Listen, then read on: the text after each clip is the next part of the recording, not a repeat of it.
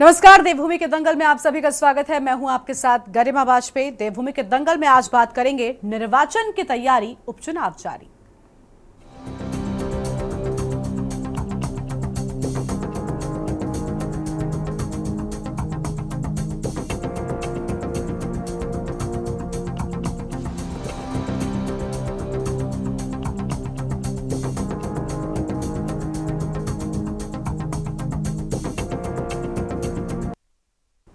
उत्तराखंड की 2 विधानसभा सीटों पर उपचुनाव हो रहा है। मतदान के दौरान मंगलौर में काफी हंगामा देखने को मिला। मंगलौर सीट पर मतदान के वक्त 8 से 10 राउंड हवाई फायरिंग हुई है और मंगलौर विधानसभा सीट के लिबरहेड़ी के बूथ पर मारपीट और पथराव से क्षेत्र में अफरा तफरी का माहौल हो गया है। हालांकि बाद में मतदान शांतिपूर्ण ढंग से शुरू हो सका है, लेकिन हंगामे के बाद मतदान धीमा देखने को मिला है। बता दें कि मंगलौर सीट पर बसपा विधायक सरवत करीम अंसारी के निधन के बाद से ये सीट खाली हो गई थी, जबकि बद्रीनाथ सीट पर लोकसभा चुनाव से पहले कांग्रेस के विधायक राजेंद्र भंडारी भाजपा में शामिल हो गए थे, जिसके बाद अब उपचुनाव कराया जा रहा है। वहीं कांग्रेस ने शासन प्रशासन पर कांग्रेस कार्यकर्ताओं के उत्पीड़न का आरोप लगाया है, जबकि भाजपा ने कांग्रेस के सभी आरोपों का खंडन करते हुए इन आरोपों को हार की वजह बताई है। वहीं मतदान के बीच प्रदेश की एक और विधानसभा सीट खाली हो गई है। दरअसल लंबी बीमारी के बाद केदारनाथ से भाजपा विधायक शैलारानी रावत का 68 साल की उम्र में निधन हो गया। उनके निधन से पूरे प्रदेश भर में शोक की लहर है। मुख्यमंत्री पुष्कर सिंह धामी समेत तमाम नेताओं ने उन्हें भावभीनी श्रद्धांजलि दी है और आज इस मुद्दे पर होगी विस्तार से बातचीत। खास मेहमानों का पैनल हमारे साथ में होगा, लेकिन उससे पहले एक नजर आज की इस खास रिपोर्ट पर डालते हैं।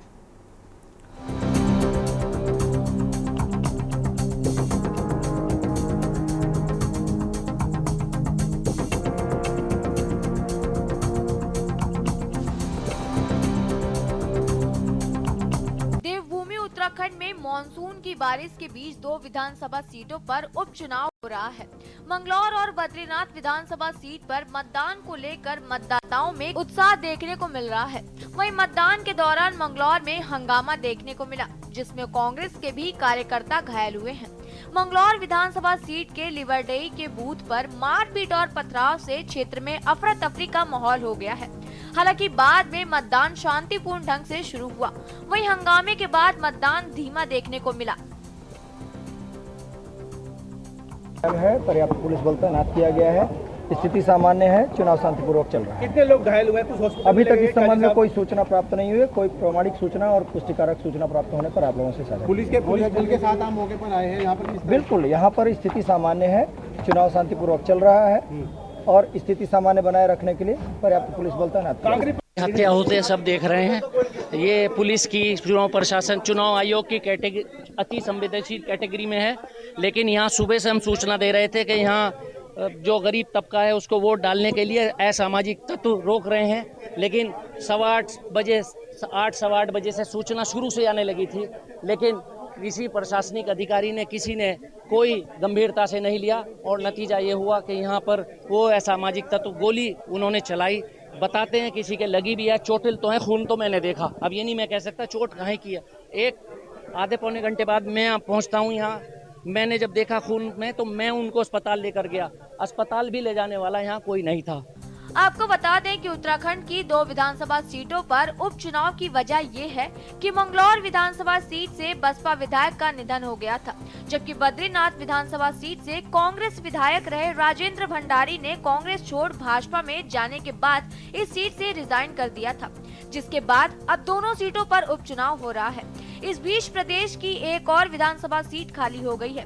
दरअसल लंबी बीमारी के बाद केदारनाथ से भाजपा विधायक शैलारानी रावत का 68 वर्ष की उम्र में निधन हो गया। उनके निधन से पूरे प्रदेश भर में शोक की लहर है। मुख्यमंत्री पुष्कर सिंह धामी समेत तमाम नेताओं ने उन्हें श्रद्धांजलि दी है।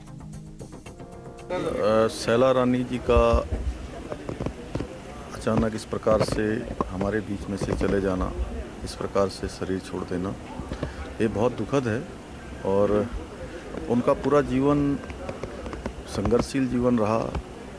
अपने क्षेत्र से, लोगों से हमेशा जुड़ी रही, उनके लिए लगातार संघर्ष करती रही। और मुझे भी जब भी मिलती थी तो उनके मन मस्तिष्क में एक ही बात रहती थी कि मेरे क्षेत्र का विकास होना है क्षेत्र को आगे बढ़ाना है। हर बार छोटी छोटी बातों से अवगत कराने का काम करती थी, उनके हल के लिए प्रयास करती थी। उनका इस प्रकार से चले जाना हम सब लोगों के लिए, क्षेत्रवासियों के लिए, सबके लिए बहुत ही अपूर्णीय क्षति है और निश्चित रूप से इसकी भरपाई होना असंभव है, मुश्किल है, लेकिन भगवान को शायद यही मंजूर होगा। मैं भगवान से प्रार्थना करता हूँ कि भगवान अपने श्री चरणों में उनको स्थान दे और उनके परिवार के लोगों को, उनके क्षेत्र के लोगों को, उनके चाहने वालों को, सबको भगवान इस दुख की घड़ी में इस दुख को सहन करने की शक्ति प्रदान करे। रानी रावत जी के निधन से कांग्रेस परिवार भी दुखी है। हमारी वो पहले विधायक भी रही हैं, जिला पंचायत की अध्यक्ष भी रही हैं और उनके निधन से उत्तराखंड के राजनीतिक क्षेत्र को बहुत बड़ी क्षति हुई है और मैं उत्तराखंड कांग्रेस के कमेटी की तरफ से उनको हार्दिक श्रद्धांजलि अर्पित करता हूं और ईश्वर से उनकी आत्मा की शांति के लिए प्रार्थना करता हूं। उनके परिवार के प्रति हमारी संवेदनाएं हैं और निश्चित रूप से उनके निधन से उत्तराखंड की राजनीति को बहुत बड़ा नुकसान हुआ है। कांग्रेस अपनी कमजोरी छिपा रही है क्योंकि उनको मालूम है हम दोनों जगह पिछड़ रहे हैं, इसीलिए है ना फेस सेविंग कर रहे हैं। कल हारेंगे तो कम से कम ये सब चीज़ें वो कह पाएंगे कि साहब हमने तो पहले ही कहा था और यहाँ पर मशीनरी का दुरुपयोग हुआ, ये सब बातें वो करेंगे। उनको लग रहा है कि हम हार रहे हैं, तो यही हमारी जीत की गारंटी। कांग्रेस इस तरह से बौखलाई हुई। कुल मिलाकर लोकसभा चुनाव के बाद अब राज्य में उपचुनाव पर सियासी घमासान मचा हुआ है। एक ओर जहां भाजपा लोकसभा चुनाव में मिली जीत से उत्साहित है, तो वहीं दूसरी ओर कांग्रेस के लिए इन दोनों सीटों पर उपचुनाव जीतना बेहद महत्वपूर्ण हो गया है। देखना होगा कि 13 जुलाई को इन दोनों सीटों पर क्या कुछ परिणाम देखने को मिल सकता है। Uttarakhand desk report.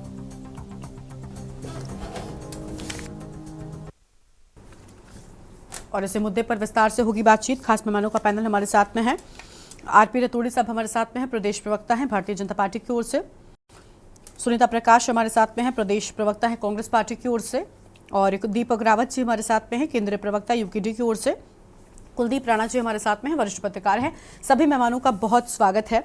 सबसे पहले बीजेपी के साथ में शुरुआत कर लेते हैं। आरपी रतूड़ी साहब, स्वागत आपका। आरपी साहब, आज देखिए उपचुनाव की शुरुआत हुई, लेकिन सबसे बड़ी बात कि जिस अशांति के साथ में हुई, मुझे लगता है वो नहीं होना चाहिए था। खबरें यही हैं कि ग्राउंड पर जब हमारे रिपोर्टर्स गए तो हमने देखा कि उस अशांति के बाद मतदान धीमा हो गया। इस असर को क्या कहेंगे आप? देखिए गरिमा जी, निश्चित तौर पर लोकतंत्र पे जिनकी आस्था होगी वो सब चाहते हैं कि लोकतंत्र का पर्व शांतिपूर्वक मनाया जाना चाहिए और उसमें आखिर बौखलाहट जिनकी होगी, जिनको भय होगा कि हम चुनाव हार रहे हैं, वो इस तरह की हरकत करेंगे। भारतीय जनता पार्टी चुनाव जीत रही है और हमारे कार्यकर्ताओं में जो उत्साह है, अब ये क्योंकि ये घटना में जो भी दोषी होगा, जो वो पकड़ा जाएगा, पता लगेगा कि वो दोषी कौन है, किसकी ये साजिश है। कहीं ये बौखलाहट में तो नहीं थी ये कि हार को कहीं ना कहीं इस तरह से बदल दो कि हम कहेंगे शासन प्रशासन हमारी मदद नहीं कर रहा, साहब ये कर रहा वो कर रहा। ये निराशाजनक वातावरण बनाने का काम केवल वो लोग करते हैं जिनको भय होता है कि वो चुनाव में कमजोर पड़ रहे हैं। भारतीय जनता पार्टी बद्रीनाथ भी और मंगलौर भी जीत रही है, तो जीतने वाले कभी भी उदंडी नहीं होते, वो हुड़दंग नहीं करते। क्या बात है सर, नतीजे से पहले ये सुनिश्चित कैसे हो सकता है? ठीक है, मैं मानती हूं कि आप जीत रहे हैं, आपका ये एक कॉन्फिडेंस है, होना चाहिए, हर दल में होना चाहिए। यहां बैठा कोई भी दल इस बात को नहीं कभी कहता कि हम हार रहे हैं, कोई भी। यहां तक कि सिर्फ ये चुनाव राजनीतिक चुनाव में नहीं, किसी भी खेल में आप उतरेंगे, क्या कोई ये सोचकर उतरता है कि हम हार रहे हैं? लेकिन ये सुनिश्चित कर देना कि नहीं, जीतने वाला कभी भी हुड़दंग नहीं करता, उपद्रव नहीं करता, अभी तो ये चीजें जो हुई है बिल्कुल गलत है।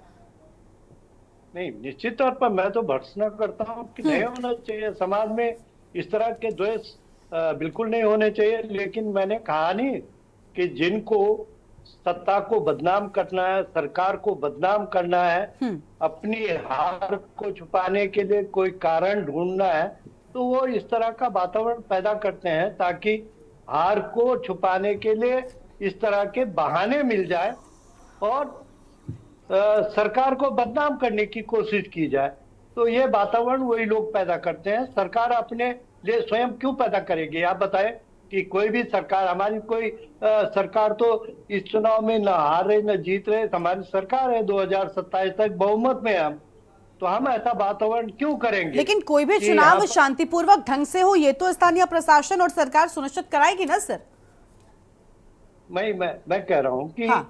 ये पहले से कौन बताएगा कि कौन हुड़दंगी है? अब जब जांच होगी पता लग ठीक है। जाएगा कि कौन व्यक्ति है। दूध का दूध, पानी का पानी हो जाएगा। ठीक है सर, ठीक है। लौटते हैं आपके पास। दीपक रावत साहब हमारे साथ में यूकेडी की ओर से, और कांग्रेस से सुनीता जी हैं। सबसे पहले कांग्रेस का रुख करेंगे। कांग्रेस बड़े आरोप लगा रही है मैम, क्या है आज जो कुछ भी हुआ वाकई बहुत शर्मनाक था।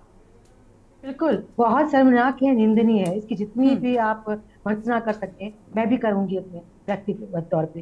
देखिए, ये लोकतंत्र का पर्व है, इसको जो है बड़े शांतिपूर्वक मनाया जाना चाहिए। और जिस तरह से भाजपा अपने पावर का दुरुपयोग कर रही है, जो अपने आप में निंदनीय है। देखिए, इन्होंने पहले भी लोकसभा में भी राहुल गांधी जी की सदस्यता से हटा दिया, उनको उनके घर से भी उनको बाहर निकाल दिया। लेकिन क्या हुआ? जनता सर्वोपरि है। हमें अपने आप में इतना घमंड नहीं करना चाहिए कि घमंड किसी का भी कभी नहीं टिका है। जनता सर्वोपरि है। जनता ने राहुल गांधी जी को नेता प्रतिपक्ष पर इनके साथ बिठा दिया और इनकी सीटें घटी है और हमारी सीटें बढ़ी। तो मैं जनता को नमन करती हूँ। यहाँ पे ना आप, हम, ना कोई पार्टी, सारा रोल अगर होता है तो जनता का होता है। और हमने पूरी कोशिश की है कि हम बद्रीनाथ और मंगलौर की सीटें जीते। हमारे सारे बड़े से नेता, शीर्ष नेता वहां पर रात दिन कार्य करते रहे। कार्यकर्ता भी और बड़े से बड़े नेता भी अपनी जान झोंक दी उन्होंने जीतने के लिए। और हम जरूर जनता से निवेदन करेंगे कि वो अपना आशीर्वाद हमें दे, और हम भी प्रतीक्षा करेंगे रिजल्ट की कि क्या होता है क्या नहीं होता है। कि पहले ही अगर हम लोग अपने आप ही वक्ता भविष्यवाणी करने लग जाए तो मेरे ख्याल से ये ठीक नहीं है। हमने बहुत अच्छा जो है इनको फाइट दी है, और मुझे पूरी उम्मीद है कि जिस तरह से बद्रीनाथ की जनता हमेशा से ही कांग्रेस को अपना आशीर्वाद देती आई है, और मंगलौर में भी जहां तक है ज्यादा रुझान जो है जनता का कांग्रेस की तरफ रहता है। तो मेरा तो प्रार्थना और निवेदन भी रहेगा जनता से कि वो अपना विवेक का इस्तेमाल करे। और जैसे कि उन्होंने लोकसभा चुनाव में, ठीक है, मैं मानती हूँ कि उत्तराखंड में नहीं हुआ, लेकिन ऐसा नहीं है, उत्तराखंड में भी आने वाले चुनाव में आपको जरूर परिवर्तन दिखाई देगा। क्योंकि जिस तरह से काम हो रहा है, काम धरातल पे बिल्कुल नहीं है। सिर्फ मोदी जी और अमित शाह जी दो ही लोग जो है पूरी पार्टी को चला रहे हैं, और मुख्यमंत्री जी ना अधिकारियों पे लगाम कस पा रहे हैं, ना अपने मंत्रियों पे लगाम कस पा रहे हैं। आपदा में आप देखिए, मुख्यमंत्री जी हर जगह से सुनिए मुख्यमंत्री जी हैं, और हर आपदा में, पिछले साल की आपदा में जो है बुरी दशा हुई थी और लोगों के घर में पानी घुसा था। बहुत सारे के सारे लोग बहुत ज्यादा परेशान थे, और एक साल बाद भी वही स्थिति थोड़ी सी बारिश में हमें देखने को मिली। तो ये तो अपने आप दिख रहा है कि प्रचंड बहुमत की सरकार सिर्फ और सिर्फ विपक्ष को कोसने का काम करती है। धरातल पे कहीं ना दिखाई देती है, ना कोई काम करती है जिसका जनता के अंदर आक्रोश है। और जरूर आने वाले चुनाव में मैं कह सकती हूँ गरिमा जी कि आने वाला चुनाव जो है इनके लिए जरूर मेरे ख्याल से सोचने का विषय है कि इनको किस तरह से अगली बार करके विपक्ष में, मैं चाहती हूँ कि ये लोग आरोप प्रत्यारोप लगा करके धरातल पे काम करें। जनता बहुत परेशान है। आजकल बरसात के टाइम पे आप देखेंगे कि जरा सी बारिश होती है, पूरा का पूरा देहरादून जलमग्न हो जाता है, और ये हर साल हो रहा है। तो मेरा कहने का मतलब है कि अगर कोई कहता है, मैं जब ये अच्छी, मतलब आपसे सच्ची बात कहती हूँ, तो लोग कहते हैं कि कांग्रेस ने क्या किया। तो मैंने बोला ऐसे कि भाई आपको प्रचंड बहुमत दिया है, जो कांग्रेस ने नहीं किया कि आप वही करेंगे अभी, नहीं ना। जनता को मत देंगे, जनता ने आप पे विश्वास किया है, जनता ने आपको प्रचंड बहुमत दिया है। सर, बहुत उम्मीदें आपसे रही होंगी, आप उन पे कहीं भी खड़े नहीं उतर रहे हैं, आप इधर उधर की बातें करते हैं। लेकिन मैम, बड़ा सवाल तो ये है ना कि देखिए, कोई भी चुनाव हो, जीत तो पूरे तौर पर, कहते हैं ना कि कांग्रेस का तो सुपड़ा साफ होता हुआ हर जगह पर नजर आता है। ये जो बातें आप कह रही है बिल्कुल ठीक है, मैं आपकी बातों से सहमत हो जाऊं, आम जनता आपकी बातों से सहमत हो जाए, तब जब आपके पक्ष में एक भी या आपका खाता खुलता हुआ नजर आए। तो ये होता क्यों नहीं? आम जनता इस समझ से क्यों परे है भला?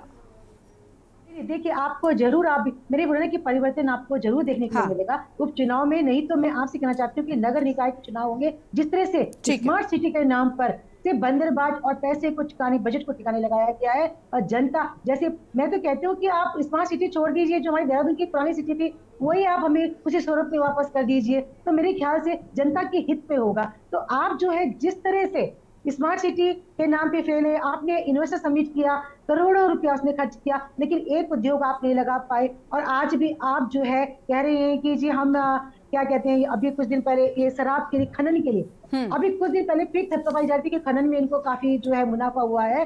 तो मैं कहना चाहूंगी कि आपने जो ये समिट किया था, यूनिवर्सल समिट, उसमें कहा आपने वादा किया था कि आप उद्योग लगाएंगे, लोगों को बेरोजगार मिलेगा, बेरोजगारी खत्म होगी, और आज आप भी अपनी नदियों का सीना चीर करके आप जो रेवेन्यू कमा रहे हैं, जो आपको मुनाफा हो रहा है, उस पे आप पीठ पे थपथपा रहे हैं। वो जो है मेरे ख्याल से निंदनीय मैं कहूंगी यहाँ पे कि आपको सिर्फ दो ही चीजें दिखती है, या तो शराब या दूसरा आपको खनन। इसी से आप जो है यहाँ का आपकी जो आर्थिक आप ठीक करें, बाकी का क्या पलायन, जो पूरी तरह से पूरा पहाड़ खाली हो गया है, और जो शहर में भी जो लोग आए हैं उनको भी आप जो है ये वर्षा से नहीं उनको राहत दे पा रहे हैं। और आप देखिए कि धीरे धीरे मेरे ख्याल से आने वाले समय में पूरे पहाड़ जो खाली हो जाएंगे यदि सरकार ने इसमें गंभीरता से काम नहीं किया। सबसे आज अगर जरूरत है हमारे उत्तराखंड को पलायन रोकने की, सबसे पहली जरूरत है, और दूसरी भू कानून, ताकि हमारे बच्चों को कल यहाँ पे जो है एक मकान बनाने के लिए जमीन मिल सके। क्योंकि गरिमा जी आप देखिएगा, अगर आप भी यहाँ पे जमीन के लिए आप पूछ ही लीजिए, कितना अंदर की जो जमीन है वो भी आसमान छू रहे हैं, उनका जो रेट है, इतना मतलब बाहर के लोगों ने खरीद करके कितना महंगा कर दिया। अगर भू कानून नहीं आया तो हमारे आने वाले बच्चों के लिए, यहाँ पहाड़ के लोगों को जो है, जो यहाँ पे सदी रह रहे हैं, उनको भी यहाँ पे एक मकान बनाना बहुत मुश्किल हो जाएगा यदि भू कानून नहीं आया। और हम लगातार इनसे निवेदन करें, हम क्या करें, हमें तो वही विपक्ष में आपको तो सिर्फ हमारे पर उंगली उठाना आता है, पर नहीं, आज जनता जो है, उत्तराखंड की जनता, उत्तराखंड का बेरोजगार, उत्तराखंड के नारियां हो या सबके सब भू कानून के लिए आपसे गुहार लगा रहे हैं। बार बार रैली निकल रही है सड़कों पे, लेकिन आपके कानों में जू नहीं रिंग रही है, जो मेरे ख्याल से अच्छी बात बिल्कुल नहीं है। आपने भी तो कांग्रेस से ज्यादा समय जो है आपको मिला है उत्तराखंड में, आपने हमेशा मुख्यमंत्री ही बदले हैं, और प्रचंड बहुमत होने के बाद भी मैं कहूंगी ये शर्मसार करने वाली बात है कि प्रचंड बहुमत होने के बाद भी आज जनता हाशिए में है। ये देखिए, आप काम नहीं कर रहे हैं तो उसमें तो अच्छी बात है ना, जनता आप हटा देगी सत्ता से, लेकिन विपक्ष तो आपको बार बार आगाह कर रहे हैं ना, क्योंकि वो जनता से जुड़े रहे हैं। जनता की आवाज जो है विपक्ष होता है, और बार बार आपको गुहार लगाई जा रही है कि आप जनता के मुद्दों पे काम कीजिए। ठीक है मैम, बिल्कुल हम भी देखिए यही उम्मीद कर रहे हैं कि जनता के मुद्दों पर काम होना चाहिए, जो जनता के जुड़े हुए मुद्दे हैं उन पर काम होना चाहिए, और सीधे तौर पर लाभ इसका होना चाहिए। लेकिन अभी आज के चुनाव को लेकर भी हम बात कर रहे हैं। दीपक रावत जिससे बात कर, दीपक जी क्या लग रहा है, अब चुनाव में किसका पलड़ा भारी नजर आ रहा है फिलहाल? आज जिस तरीके से जो हुड़दंग हुआ वाकई शर्मनाक था, इसको आप किस तरीके से देख पा रहे हैं? गरिमा जी, जो मंगलौर के उपचुनाव में जो घटना घटी है, जो हिंसा हुई है, जिस तरीके से गोलियां चली हैं, ये उत्तराखंड क्रांति दल इस घटना की निंदा करता है, भर्त्सना करता है, और जो इसके पीछे हैं, चाहे राजनीतिक दल हो या कोई कार्यकर्ता हो या कोई असामाजिक तत्व हो, उनके खिलाफ कार्रवाई होनी चाहिए।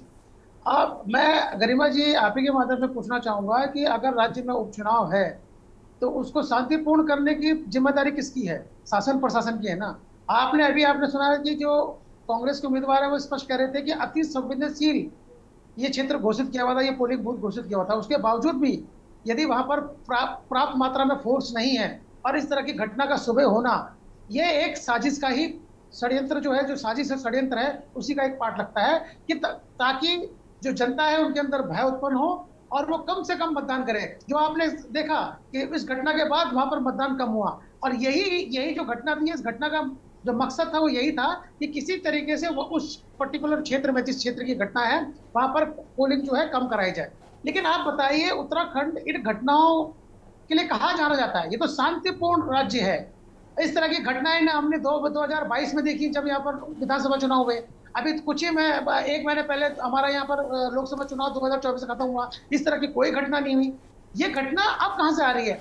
जब आप कहीं और से उम्मीदवार लेके आएंगे, जिस उम्मीदवार का ना जमीन है ना कुछ है, जब जनता के बीच कोई प्रभाव है, और इस तरह की घटना अगर उसको अपना प्रभाव क्षेत्र बढ़ाना हो या प्रभाव करना हो, तो निश्चित रूप से वो इस तरह की कोई घटनाएं कोई ना कोई जो कैंडिडेट होगा वो करेगा। आप देखिए ना, इस आज से पहले कोई चुनाव हुआ, इस तरह की कोई घटना हुई है? लेकिन आज हुई है। आज शर्मसार हुआ है उत्तराखंड। आज पूरे भारत में अगर कोई सब जगह उपचुनाव हो रहे हैं, उसमें अगर कोई घटना घटी है, शर्मनाक घटना घटी है, तो उत्तराखंड में घटी है। इसकी जिम्मेदारी सत्ता पक्ष क्यों नहीं ले पा रहा है? ये जिम्मेदारी तो सत्ता पक्ष को लेना चाहिए। सिर्फ ये बोल के हम भर्त्सना करते हैं, ये बोल के काम कहां चलने वाला है? आपने तो कलंकित कर दिया है उत्तराखंड को। ये शांत प्रिय प्रदेश है, और इस शांत प्रिय प्रदेश में आपने चुनाव को आपने हथकंडा बना दिया है इस तरीके का, और आप बचना चाह रहे हैं, ये कहकर भर्त्सना करते हैं। आपकी जिम्मेदारी थी, उपचुनाव है ये, आपको कोई फर्क नहीं पड़ रहा है, आप चाहे जीते ना हारे। और आप कहाँ जीत रहे हैं इस चुनाव में? दोनों सीटें आप हार रहे हैं। लेकिन अगर हम मंगलौर की सीट हम बात कर लें, भारतीय जनता पार्टी आज तक नहीं जीती है, लेकिन परोक्ष और अप्रोक्ष रूप से अगर कोई घटना घटी है, राज्य में घटी हो और उपचुनाव में घटी हो, तो इसकी जिम्मेदारी भारतीय जनता पार्टी और शासन प्रशासन को लेनी पड़ेगी। वो बच नहीं सकती है। कलंकित तो आज के डेट में प्रदेश पूरे भारत में उत्तराखंड हुआ है ना। कोई विशेष कोई यहाँ की राजनीति हुई है, चाहे उसमें भारतीय जनता पार्टी हो, कांग्रेस हो, यूकेडी हो, समाजवादी पार्टी हो, कोई भी पार्टी हो, यहाँ की राजनीति बदनाम हुई है ना कि यहाँ पर इस तरह की राजनीति को पोषित किया जा रहा है। और हम तो पहले से कह रहे हैं, इस प्रदेश में दल बदल की राजनीति को, दल गदल की राजनीति को अगर किसी ने पोषित किया है तो वो भारतीय जनता पार्टी है। भारतीय जनता पार्टी के दामन में ये दाग है कि इस छोटे से प्रदेश में जब जब उन्हें समय मिला, उन्होंने इस दूसरे पार्टियों को तोड़ा है, दूसरी पार्टी के विधायकों को तोड़कर अपने यहाँ जिताया। और उसका उदाहरण ये उपचुनाव है। अगर इसका सबसे ज्यादा अगर आप देखिए, मंगलौर सीट में इनके पास इनका कोई कार्यकर्ता इस लायक नहीं था, तो इन्होंने उत्तर प्रदेश से एक कैंडिडेट उठा के लाए हैं। और बद्रीनाथ सीट में तो इन्होंने विपक्ष को तोड़कर अपना कैंडिडेट बनाया है। भारतीय जनता पार्टी आज के डेट में सिर्फ कार्यकर्ताओं की पार्टी बन गई है, नेताओं का अभाव हो चुका है।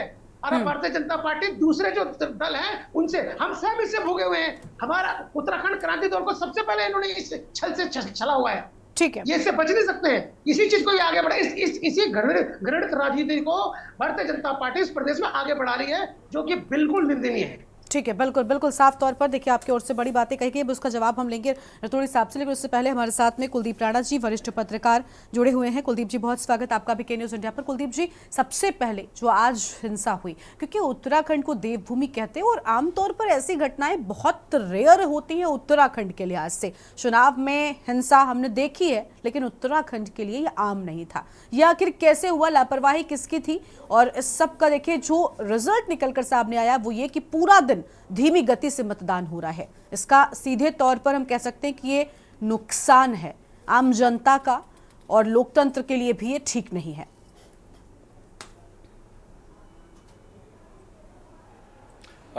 देखिए गरिमा, भारत की निर्वाचन प्रणाली में हिंसा होना कोई नई बात नहीं रही है, क्योंकि अभी तक हमने आज़ाद भारत में जितने भी निर्वाचन हुए, ये अक्सर देखने में आया है कि चुनाव स्थलों पर, मतदान स्थलों पर इस तरह की दलीय राजनीति काफ़ी हिंसक रूप ले लेती है। और इसमें जो प्रत्याशी हैं, उनके जिन अपने राजनीतिक दलों के उनके जो समर्थक होते हैं, वो कहीं ना कहीं टकराव निकल करके आता है। और कई बार कुछ चीज़ें जो प्लान तरीके से भी निकल करके आती हैं। अब ये तो जांच का विषय है कि मंगलौर सीट पर ये ऐसा क्यों हुआ, क्या ये पूर्व नियोजित था या इसके पीछे कोई राजनीतिक षड्यंत्र है, ठीक है। तो ये तो सारी चीज़ें जांच का विषय हैं। लेकिन देखने वाली बात यह है कि इस घटना से चुनावी फायदा किसको होगा, क्योंकि हम अक्सर 2022 के चुनाव में भी और अभी जो लोकसभा चुनाव हुआ है उसमें हम ये देखने में आया है कि उत्तराखंड में हरिद्वार क्षेत्र और उधम सिंह नगर का जो क्षेत्र है, यहाँ सर्वाधिक मतदान देखने को मिलता रहा है, ठीक है। और अभी मैंने जब 3 बजे के आंकड़े देखे तो उसमें मुझे चमोली जिले में भी, क्योंकि बद्रीनाथ विधानसभा सीट पर मतदान चल रहा है, आश्चर्य की बात यह है कि वहाँ सारी चीज़ें शांत हैं, लेकिन उसके बावजूद भी वहाँ 40-42% के करीब मतदान हुआ है 3 बजे तक। और तमाम हिंसा के बावजूद भी, और इस तरह की चीज़ें हम देख रहे हैं टीवी में आ रही है और जिस तरह की खबरें निकल करके आ रही हैं, उसके बावजूद भी मंगलौर सीट पर अब तक लगभग 3 बजे तक 56% से ज़्यादा मतदान हो चुका है, ठीक है। तो मैं इसको ऐसे नहीं देख रहा हूँ कि इससे मतदान ज़्यादा प्रभावित होता दिखाई दे रहा हो, ऐसा नहीं है। मतदान अपनी गति से है और मतदान में लोग, मतदाता निकल करके आ रहे हैं, वो वोट डाल रहे हैं, ठीक। दूसरी बात ये है कि क्योंकि उत्तराखंड के दो विधानसभा सीटों पर इस समय मतदान है, एक ठेठ पहाड़ की सीट है जो बद्रीनाथ की है, सीमांत क्षेत्र की सीट है, और दूसरा ठेठ मैदानी सीट है जो राज्य का मैदानी क्षेत्र है, जिसमें हरिद्वार उसका क्षेत्र आता है, और उसके मंगलौर सीट पर है। दोनों जगह की राजनीतिक स्थितियां अलग हैं। अगर हम बद्रीनाथ से शुरू करें तो बद्रीनाथ में कांग्रेस और भाजपा दोनों पार्टियां आमने सामने हैं। और जब अगर हम मंगलौर सीट की बात करते हैं तो यहाँ चूँकि बसपा का भी यहाँ प्रभुत्व रहा है, तो बसपा, कांग्रेस और भाजपा, हालांकि पिछले कई चुनाव में जो मंगलौर सीट का इतिहास रहा है, बीजेपी यहाँ बहुत ज़्यादा आगे नहीं रही है। यहाँ तीसरे या चौथे नंबर पर हमेशा बीजेपी का जो रहा प्रत्याशी रहे हैं, क्योंकि ये यहाँ जो मेन टक्कर होती थी चुनाव में वो कांग्रेस, बसपा और सपा को लेकर के होती थी। ठीक है, आज कांग्रेस की काजी निजामुद्दीन कांग्रेस की तरफ से यहाँ प्रत्याशी हैं, इससे पहले वो बसपा में थे, बसपा से वे विधायक रहे हैं। ठीक है, अब उन्होंने कांग्रेस ज्वाइन कर ली थी तो कांग्रेस की तरफ से चुनाव लड़ रहे थे। सरबत करीम अंसारी जो स्वर्गीय विधायक रहे हैं यहाँ के, और अब उनके उससे निधन से जो सीट खाली हुई है, तो अभी जब 2022 का जो विधानसभा चुनाव हुआ था उसमें मात्र 600 वोटों का अंतर था जिससे ये हार जीत तय हुई थी। तो ऐसे में मंगलौर सीट पर भाजपा का उतना ज़्यादा वर्चस्व या पार्टी का संगठन का उतना ज़्यादा वर्चस्व नहीं है, लेकिन कांग्रेस यहाँ जो मेन टकराव है, मेन जो एक तरीके से फाइट है चुनाव की, वो कांग्रेस वर्सेस बसपा के बीच में है। ठीक, और वहीं अगर हम बद्रीनाथ में देखते हैं तो बद्रीनाथ में चूंकि दोनों सिर्फ मात्र 2 ही दल हैं, वहाँ और दल उस तरीके से दिखाई नहीं दे रहे हैं लड़ाई मैदान में, तो वहाँ भाजपा और कांग्रेस का मुकाबला है। अब जो चीज़ें निकल कर के आ रही हैं, जिस हिसाब से मतदान का अगर हम ये आंकड़ा देखते हैं, जो मतदान प्रतिशत सामने निकल कर के आया है 3 बजे तक का, तो ऐसे में चीज़ें, और चूंकि दोनों जगह बीजेपी ने जो प्रत्याशी खड़े किए हैं उसने कहीं ना कहीं संगठन को, उनके कार्यकर्ताओं को निराश किया है। बद्रीनाथ सीट पे भी ये निराशा दिखाई दे रही है, और जिस तरीके का उत्साह 2012 में और विधानसभा चुनाव लोकसभा चुनाव में, अभी बीते लोकसभा चुनाव में इन दोनों जगहों पर दिखाई दे रहा था, वो उत्साह कार्यकर्ताओं का ना तो बद्रीनाथ सीट पर दिखाई दे रहा है और ना ही मंगलौर सीट पर दिखाई दे रहा है। लेकिन चूंकि मंगलौर में कांग्रेस स्ट्रांग रही है, कांग्रेस का वहाँ पे सीट निकलती रही है, इसलिए कांग्रेस ने अपनी ताकत वहाँ झोंक रखी है। ठीक है, क्योंकि इस समय चुनौती उनको वहाँ पे बड़ी होती हुई दिखाई दे रही है।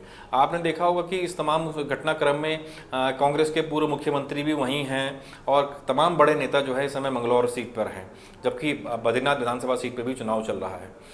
और वहीं बद्रीनाथ सीट पर भाजपा के मुख्यमंत्री ने भी प्रचार किया, तमाम नेताओं ने वहां पर प्रचार किया, क्योंकि आज देखिए चुनाव में जहां जो सीट कमजोर होती है वहीं ताकत झोंकी जाती है। तो और ये जिस तरह की ताकत यहाँ झोंकी गई है, जो देखने में आ रहा है, उससे साफ पता चल रहा है कि कौन कहाँ मजबूत स्थिति में है और कौन कहाँ कितनी कमजोर स्थिति में है। ठीक है, तो ऐसे में जो मंगलौर सीट का जो ये चीज़ें हुई हैं, कहीं ना कहीं वो चिंताजनक हैं और सवाल खड़े करती हैं। इस पर एक निष्पक्ष जांच होनी चाहिए, चुनाव आयोग को इस पर संज्ञान लेना चाहिए। इस पर कौन कटघरे में है अभी ये तो स्पष्ट रूप से नहीं कहा जा सकता, क्योंकि किसी पे आरोप और प्रत्यारोप लगाना उचित नहीं होगा जब तक ये चीज़ें जांच में स्पष्ट नहीं हो जाती। ये जांच का विषय है, चुनाव आयोग को इसको संज्ञान लेना चाहिए, इस पर जाँच करनी चाहिए। बिल्कुल कुलदीप जी, देखिए हम देख पा रहे हैं कि किस तरीके से ये चुनाव में जो हुआ वाकई शर्मनाक था। बिल्कुल, और देखिए इस पर हम विस्तार से बातचीत भी करेंगे, आपकी ओर से काफी अहम बातें कही गई हैं। हम बात कर रहे हैं कि आज चुनाव में किस तरीके से हिंसा हुई, उसके साथ इन चुनावों में होने वाली जीत को लेकर आरपी रतूड़ी साहब के साथ में शुरुआत करेंगे। रतूड़ी साहब, आपने सुना यहाँ पर चाहे दीपक जी हो, सुनीता जी, उनकी ओर से बड़े आरोप बीजेपी पर लगाए गए हैं। उनका कहना है कि जनता के हित में जो काम होने चाहिए थे वो तो हो ही नहीं रहे हैं, जनहित के विषय में कोई चर्चा नहीं कर रहा है। साथ ही कुलदीप जी ने जो अहम बातें कही उनका भी जवाब देते जाइए। देखिए गरिमा जी, आरोप लगाना विपक्ष का काम है, इनका धर्म है, भी चाहिए। इन विचारों के पास है क्या? अभी लोकसभा की हार की बौखलाहट भी है, और यूकेडी के लिए तो मैं क्या कहूँ, बेचारे अपने सिंबल ही नहीं बचा पाए, अपनी मान्यता नहीं बचा पाए। वो आरोप लगाएंगे तो ठीक है, अच्छी बात है, उनको लगाना चाहिए। लेकिन ये दोनों न्यायाधीश भी हो गए, इन्होंने जांच भी पूरी कर दी। इन्होंने अभी ये जो दुर्घटना हुई है, मैं कहूँगा साजिश हुई है, तो इन्होंने इसकी जांच भी कर ली और इन्होंने अपराधी भी बीजेपी को घोषित कर दिया। अभी इसमें कोई जांच, अभी तो अपराधी पता लगेंगे ना। मैंने जैसे पहले कहा कि जिनको लाभ होता नजर आ रहा था, कि जिनको दिखाई दे रहा कि हम कहीं नुकसान में जा रहे हैं, हम हार रहे हैं, तो हम इस तरह का वातावरण कर दें कि हमको कहीं सिंपैथी मिल जाए और लोग एक वर्ग जो जैसे राणा जी ने कहा, बिल्कुल मैं उनसे अपने को सहमत करता हूं कि वहां बीएसपी और कांग्रेस का झगड़ा अक्सर रहा, बीजेपी का झगड़ा वहां कभी ज्यादा नहीं था। लेकिन इनकी बौखलाहट ये है कि जनता वहां विकास चाहती है, जनता वहां पर चाहती है कि हम बीजेपी के प्रतिनिधि को जिताएं, तो वो इन्हें बर्दाश्त नहीं हो रहा। और मैं क्योंकि जांच अधिकारी अभी बैठे हैं, मैं न्यायाधीश नहीं बनना चाहता हूं इन दोनों की तरह। जांच होगी, जो भी अपराधी होगा उसको कड़ी सजा देंगे, दंड देंगे। और जैसा पहले भी कहा कि अपराध के पीछे क्या कारण था, क्यों किया गया, किस मोहल्ले में किया गया, ये हमारी अभी आदरणीय मुख्यमंत्री जी ने भी स्पष्ट कहा कि इसका तत्काल जांच करके इसकी रिपोर्ट मंगाई जाए, बना देंगे। ठीक है, तो सब आपके पास लौटेंगे आपके पास में। सुनीता जी के पास में जाएंगे। सुनीता जी, एक विशेष समाज की ओर से आरोप भी लगाया गया था। सुबह जानकारी मिली कि हलवाई समाज के जो लोग हैं उनकी ओर से भी कुछ खास बातें कही जा रही हैं। कहना है कि छोटे से लोग के लिए समाज, ठीक है रतोड़ी साहब, अब रुक जाइए। ठीक है सुनीता जी, आवाज मिल रही है आपको? जी हाँ बताइए। आपने आपका नहीं सुना सवाल मैंने। सुनीता जी देखिए, अभी सुबह जब खबरें सामने आई तो ये कहा गया कि विशेष समाज के कुछ लोग भी जो हैं वो आरोप लगा रहे हैं। जो विवाद पूरा हुआ था उस विवाद में विशेष समाज के लोगों का नाम सामने आया था। देखिए, मैं कहना चाहूंगी गरिमा जी की जो घटना हुई है ये सबसे बहुत निंदनीय है। इसमें ये कहना कि घबरा रहे हैं लोग, ये कर रहे हैं, मैं बिल्कुल भी इस बात को समर्थन नहीं दूंगी। ठीक है, जांच करिए तो जल्दी जांच कीजिए ना, अंकिता भंडारी की तरह नहीं कि अपनी वीआईपी पर लोगों को बचाने का काम आप करें। ठीक है, हम मानते हैं। आप कह रहे हैं कि ये पहले ही जज बन गए, ये बन गए। अरे आपने हमला जो हुआ है वो कांग्रेस के कार्यकर्ताओं के ऊपर हुआ है ना, आप बराबर जवाब लगा रहे हैं। आज की थोड़ी कितने दिन से आप देख रहे हैं, पिछले कितने समय से यही न्यूज चल रही है कि आपके जो है कांग्रेस के कार्यकर्ताओं को वहां पे दबाया जा रहा है, सरकार सत्ता उनकी सुन नहीं रही है। ये आज अचानक हुआ नहीं है, पिछले हफ्ते से हम लोग जो है बार बार जाकर के चुनाव आयोग से गुहार लगा रहे हैं कि आप इसको रोके। बिल्कुल भी शासन प्रशासन करने के लिए तैयार नहीं है। और अभी हम जज नहीं बन रहे हैं, हम आपके जो काम है उनको आपके दिखाने का काम कर रहे हैं कि आप इसमें अगर जांच करें तो जल्दी से जल्दी जांच कराइए। अंकिता भंडारी की तरह ये केस लटकनी चाहिए और अपने लोगों को बचाने का काम बिल्कुल नहीं करेंगे। ये निंदनीय है, इसकी घोर भर्त्सना होनी चाहिए कि हमारे शांतिपूर्वक। अच्छा, एक आरोप वो ये भी लगा रहे हैं कि आपको पता है कि हार होनी है, इसलिए हार की बौखलाहट में आप सारे मुद्दों को लेकर जो है बवाल कर रहे हैं। इतना शांतिपूर्वक राज्य है ये, उत्तराखंड कलंकित हो रहा है और हम लोग इसमें कुछ आवाज भी ना उठाए क्या? ठीक है, चैनल पे भी तो हम अपनी आवाज मुख्यमंत्री तक आप तक पहुंचाना चाहते हैं। आप हम पे जवाब ना देकर के हमारी बात को इसकी जो आप हमारा जो भी यहाँ पे डिस्कस निकलता है उसको आप मुख्यमंत्री तक पहुंचाएं और वहां लड़े। आपकी जो भी घटना हुई है निंदनीय है, इतना ही मैं कहना चाहूंगी। आप पूछे गरिमा जी, आप कुछ पूछ रहे थे सवाल। ठीक है, आपकी आवाज बहुत कम आ रही है। अच्छा ठीक है, शायद कुछ टेक्निकल इशू है, मैं उसको ठीक करवाती हूँ। दीपक जी के पास एक बार फिर से जाएंगे। दीपक जी, अभी आपकी बात का भी आरपी साहब ने कहा कि देखिए विपक्ष है और इनके पास कोई काम भी नहीं है, ये बड़ा आरोप भी लगाया उन्होंने और कहा कि देखिए इनका काम है हमला बोलना, तो ये तो हमला बोलेंगे। लेकिन बड़ी बात ये कि देखिए अगर ऐसे शांतिपूर्वक प्रदेश जो रहा है, जहाँ पर शांति हमेशा रही है, हिंसा की जैसी चीज़ें कभी बहुत रेयर ऑफ रेयरेस्ट आती हैं, तो वहाँ पर अगर चुनाव में इस तरीके के और उपचुनाव में ऐसी घटनाएं होने लग जाएंगी तो इसको उत्तराखंड के लिहाज से देख पाना बहुत कठिन है। देखिए, जिस चश्मे से रतूड़ी जी इस चुनाव को देख रहे हैं उस चश्मे में उनको ये आपत्तिजनक नजर नहीं आएगा। मैं आपको स्पष्ट कर दूं। आप देखिए कि कुलदीप राणा जी ने भी एक बात स्पष्ट करी, जो जहां कमजोर होगा वो वहां पर अपनी पूरी ताकत लगाएगा। बिल्कुल। और भारतीय जनता पार्टी दम भर रही है कि हम दोनों सीटें जीत रहे हैं और एक तरफ कह रहे हैं कि हम आज तक वहां नहीं जीते। आप विरोधाभास तो इन्हीं के शब्दों में है ना। एक तरफ तो शुरुआत में कहते हैं कि हम दोनों सीट जीत रहे हैं और जब चर्चा आगे बढ़ती है तो कहते हैं जी हम तो आज तक कभी जीते ही नहीं। ये लड़ाई तो भारतीय जनता पार्टी के बीच तो ही नहीं, ये कांग्रेस और बहुजन समाज पार्टी के बीच में। इन्होंने सारी ताकत कुलदीप राणा जी ने स्पष्ट करा कि भारतीय जनता पार्टी ने अपनी सारी ताकत मंगलोर में लगाकर बद्रीनाथ में लगाई है, क्योंकि वहां उनका कैंडिडेट हार रहा है। उन्होंने ये स्पष्ट करा।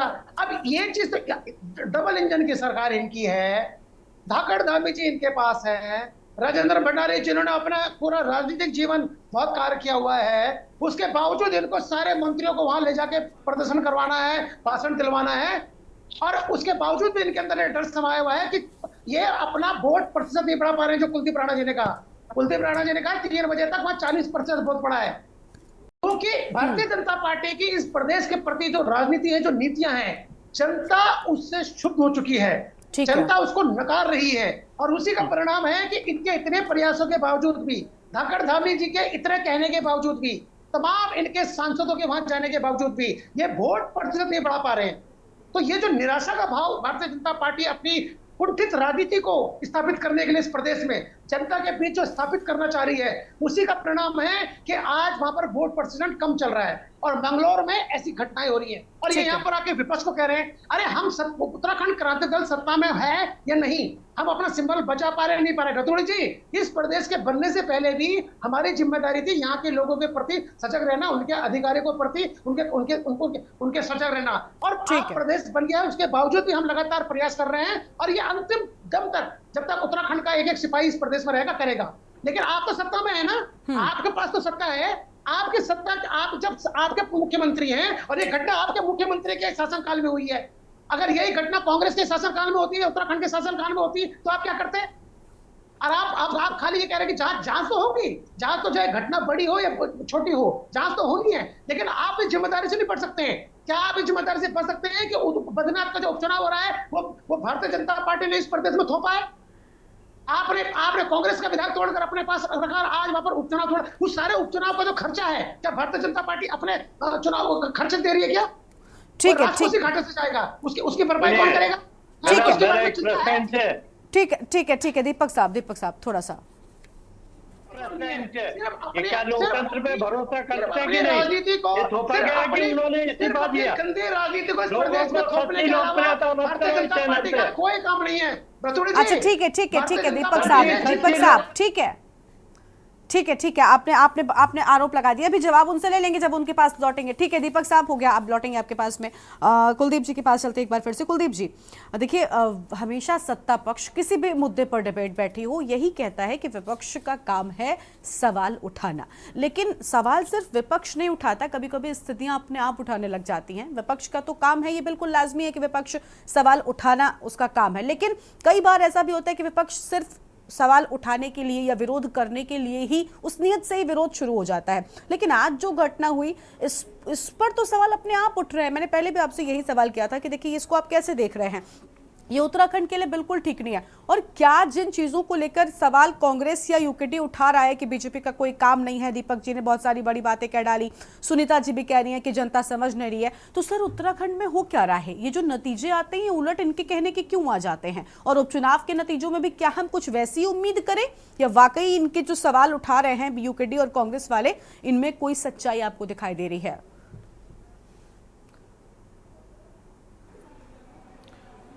देखिए गरिमा, पहली बात तो ये है कि मात्र मंगलौर उत्तराखंड नहीं है, मंगलौर के अलावा भी उत्तराखंड है, और हम मंगलौर से उत्तराखंड राज्य की तुलना नहीं कर सकते हैं। बिल्कुल। दूसरी बात ये है कि हरिद्वार का जो आप पहले इसको देखिए, समझिए, उत्तराखंड में जो लॉ एंड ऑर्डर की स्थितियां हैं, जो state SCRB state crime record bureau की तरफ से जो चीज़ें निकल करके आती हैं और समय समय पर जो खबरें छपती रहती हैं, हमने अगर आप उसको देखें तो वो उसमें स्पष्ट होता है कि क्राइम में जो उत्तराखंड में जो मैदानी जिले हैं, जिनमें नंबर सबसे ऊपर जो है उधम सिंह नगर की स्थिति है, उसके बाद हरिद्वार की स्थिति क्राइम में है, तीसरे नंबर पर देहरादून है, और जो पहाड़ी ज़िले हैं वो कमोबेश उनकी स्थिति ज़्यादा बेहतर है, वो शांत हैं, वहाँ इस तरह का लॉ एंड ऑर्डर की स्थिति उतनी गंभीर नहीं है।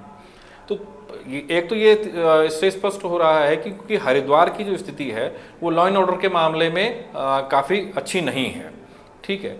दूसरी चीज़ ये है कि चूंकि वहाँ पे देखिए इस समय हम ये बड़ा आसान होता है कि सत्ता पर सवाल करना, लेकिन मैं चीज़ों को थोड़ा सा धरातल पर स्पष्ट करना चाहूँगा, क्योंकि मैं ना तो मैं भाजपा का प्रवक्ता हूँ, ना ही मैं सत्ता का प्रवक्ता हूँ, लेकिन हमें ये चीज़ समझनी होगी कि हरिद्वार का जो उपचुनाव है उसमें इलेक्शन कमीशन की भूमिका है। वो उत्तराखंड सरकार उस चुनाव को नहीं करवा रही है, भारत का निर्वाचन आयोग उस चुनाव को करवा रहा है, उसकी वहाँ पे नज़र है, और उन्हीं के उसमें सुपरविजन में वो सारा चुनाव हो रहा है, ठीक है। अब चूंकि वहाँ पे दंगे हुए, मैंने पहले भी कहा कि ये तो एक जांच का विषय है और इलेक्शन कमीशन को ही इसकी जांच सुनिश्चित करनी है, ठीक है ना, और सारी चीज़ें सामने लेकर के आनी है। हरिद्वार का जो नेचर है, और हरिद्वार में भी जो हरिद्वार ग्रामीण का जो नेचर है वो बीजेपी के लिए उतना फर्टाइल नहीं रहा है। अभी भी जो वहाँ मजबूत स्थिति रही है, वहाँ बसपा की स्थिति बहुत मजबूत रही है हरिद्वार ग्रामीण में। और अगर हम मंगलौर, पर्टिकुलर सिर्फ मंगलौर सीट की अगर बात करें जिसमें चुनाव हो रहा है, तो जो कांग्रेस के प्रत्याशी हैं काजी निजामुद्दीन, वो 2011 में कांग्रेस में आए, उससे पहले वो भाजपा में थे, बसपा में थे, और वो बसपा से ही विधायक रहे। 2002 और 2007 में वो बसपा से विधायक रहे हैं।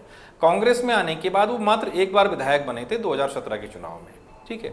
सरबत करीम अंसारी 2 बार उनके जब वो ये सीट खाली, वो यहाँ से लगातार विधायक रहे हैं 2-3, ठीक है, 2 बार विधायक रहे हैं।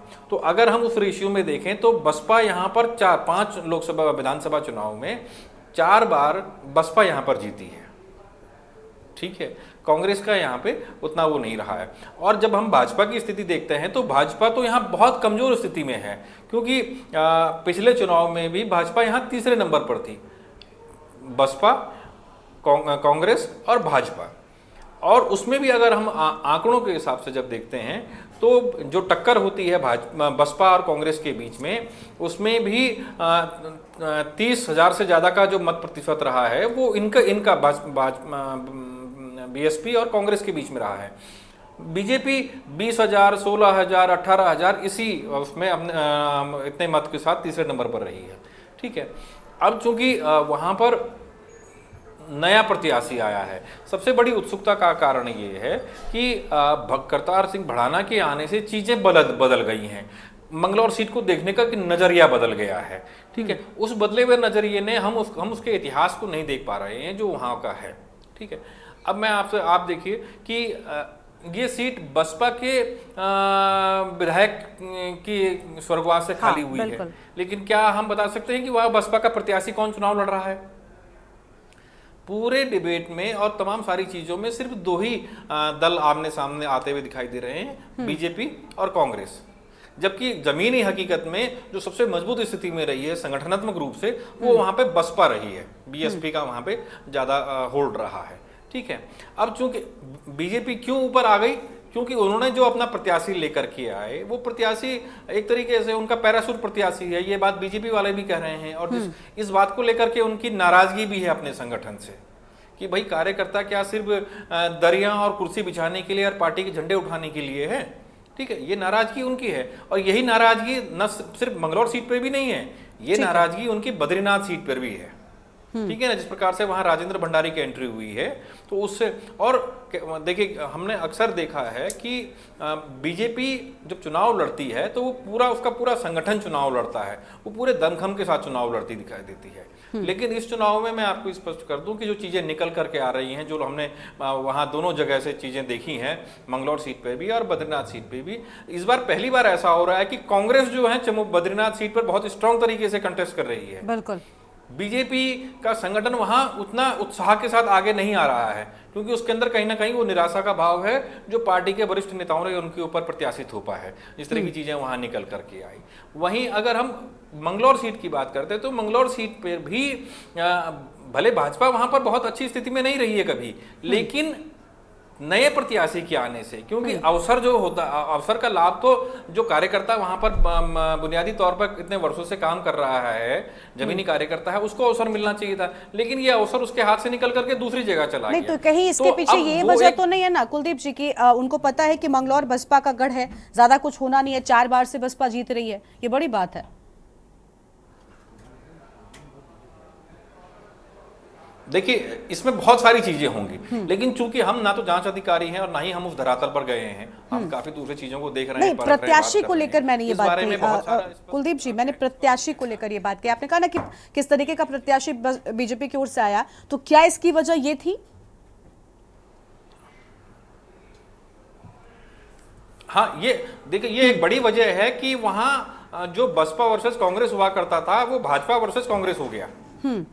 उसका एक बड़ा कारण है प्रत्याशी का आना, जिसको भाजपा के लोग भी कह रहे हैं पैराशूट प्रत्याशी, इसके आने से, करतार सिंह भड़ाना के आने से ये चीजें हॉट सीट में एक तरीके से तब्दील हो गई, ठीक है। जो चुनौती कांग्रेस को बसपा से मिलनी चाहिए थी, जो मिलती रही है इतिहास में भी, पिछले चुनाव में भी, वो इस समय वो भाजपा से मिलती हुई दिखाई दे रही है। अब जमीनी तौर पर भाजपा कितना गेन करती है, जहां उसको पिछले चुनाव में 18,000 वोट मिले थे और बसपा के प्रत्याशी ने 32,000 वोटों के अंतर से वोट लिए थे, ठीक है ना, कहाँ 18,000 कहाँ 32,000, ठीक है। कांग्रेस मात्र 600 वोटों के अंतर से ये सीट हारी थी, वहां पे काजी निजामुद्दीन सरबत करवी अंसारी से 600 वोटों के अंतर से हारे थे, ठीक है। और वहीं बसपा 10,000 से ज्यादा का अंतर बीजेपी के साथ था। तो ऐसे में इस अंतर को कैसे पाट पाती है वो तो काउंटिंग में ही पता चलेगा। लेकिन जिस तरह की चीजें निकल करके आई हैं, जो घटनाक्रम निकल करके आया है, वो चीजों को और स्थितियों को कटघरे में खड़ा कर रहा है। बिल्कुल बिल्कुल, ठीक है। आपके पास लौटेंगे। आरपी साहब हमारे साथ में। आरपी साहब, राजेंद्र भंडारी को इस बार बीजेपी की ओर से उतारा गया। कांग्रेस एक और आरोप आप पर अक्सर लगाती रहती है। कांग्रेस की प्रवक्ता गरिमा मेहरा दसौनी के अगर मैं बयान की बात करूं तो वो हमेशा ये कहती है कि इनके पास तो खुद के प्रत्याशी नहीं होते, ये हमेशा उन लोगों को चुनाव में उतारते हैं जो हमारी पार्टी से इनके पास गए होते, और राजेंद्र भंडारी का नाम भी उन्हीं लोगों में शामिल है और आपने उन्हीं को प्रत्याशी बनाया है। देखिए गरिमा जी, अपना घर संभालता नहीं, जो जिम्मेदारी लेनी चाहिए कि मैं अपना घर नहीं संभाल पा रहा हूँ, आखिर लोग क्यों जा रहे हैं, अच्छा, अगर ये चिंता कर लेंगे तो ये पार्टी बढ़ नहीं जाएगी। ये इस बात पे खुश है कि 543 में से 99 आ गए।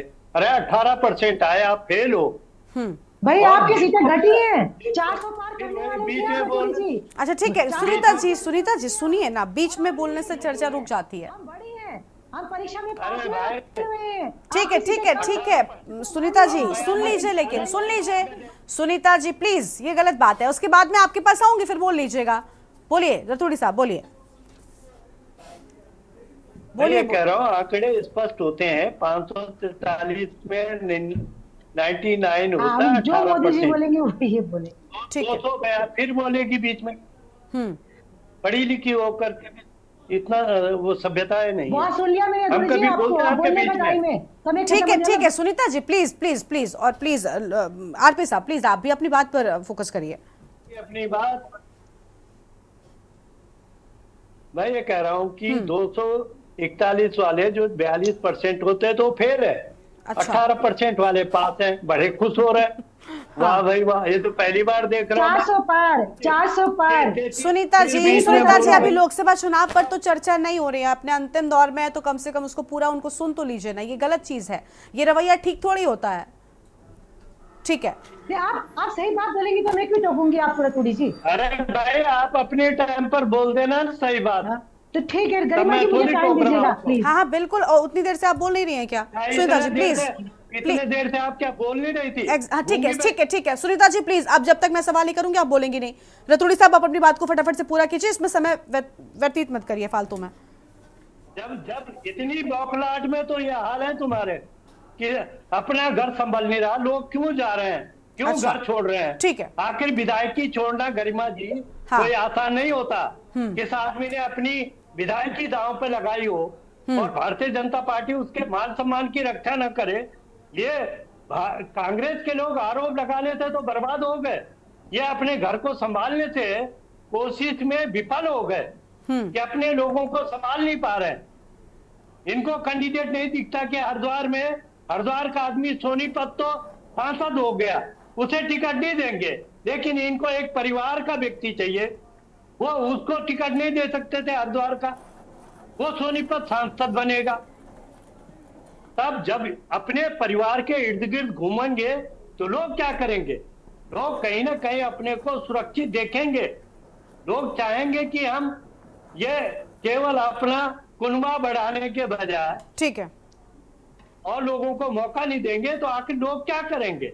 अच्छा ठीक है। और राजेंद्र भंडारी ने विधायक की दांव पे लगाए और भाजपा ने उनके सम्मान को पुनः उस पर उनका सम्मान रखा, उनको ठीक है सर। अब सुनीता जी से फटाक से जवाब लेते हैं। सुनीता जी, अपना घर संभलता नहीं हो और आप बीजेपी पर हमला बोल रही हैं, ऐसा कहना आरपी साहब का है। लेकिन राजेंद्र भंडारी जी की पत्नी के ऊपर लगातार भाजपा जो है हर बार उंगली उठाती रही, हमेशा उनके अधिकारों को सीज करती रही, हमेशा उनके ऊपर उंगलियां उठाती रही। अचानक चले गए, थोपा है, ठीक कहा दीपक जी ने, ये चुनाव थोपा गया है। जब थे विधायक थे वो, तो क्यों नहीं जो है पाला बदल करके सीट को जो छोड़ा और दोबारा उसने जो लोगों के ऊपर, जनता के ऊपर बात थोपा है। दूसरी बात मैं आपसे कहना चाहूंगी कि जैसे कि हमारे राणा जी ने कहा कि हरिद्वार का और यहाँ का अलग है, मैं राणा जी से पूछना चाहूंगी कि अभी रवि बड़ोला जी की जो गोलियां चली तो ये मेरे ख्याल से हमारे देहरादून की बात है और बड़ी ही निंदनीय बात है। अभी एक बच्चे ने जान गंवाई है और ये गोली ही चलाई, तीन बच्चों के ऊपर गोली चलाई, जिसमें एक को जान धोनी पड़ी। हमारे जो रिलायंस का जो यहाँ पे शोरूम चोरी का दिन दहाड़े राष्ट्रपति जी के यहाँ पे आगमन पर जो है यहाँ पे लूट दिया गया 10 बजे। तो बिल्कुल, देखिए यही उम्मीद है कि नतीजे तो साफ आ जाएंगे। 13 जुलाई को सब स्पष्ट हो जाएगा कि आखिर कौन जो है वो पक्ष मजबूत नजर आया, जनता ने किस पर विश्वास दिखाया। लेकिन जो आज घटना हुई चुनाव के दौरान वाकई निंदनीय थी। उम्मीद है कि सही जांच होगी और जो भी दोषी होंगे उन्हें बख्शा नहीं जाएगा। बहुत शुक्रिया आप सभी का हमारे साथ जुड़ने के लिए और हम बातचीत के लिए। तो देखिए, देवभूमि के दंगल में हम बात कर रहे थे आज के चुनाव को लेकर, जहां आज सुबह हिंसा हुई, जिसके बाद दिन भर मतदान की जो गति है वो धीमी पड़ गई और जिसका बड़ा असर देखने को मिला है। देवभूमि के दंगल में इतना ही। तमाम खबरों के लिए आप देखते रहिए के न्यूज़ इंडिया। नमस्कार।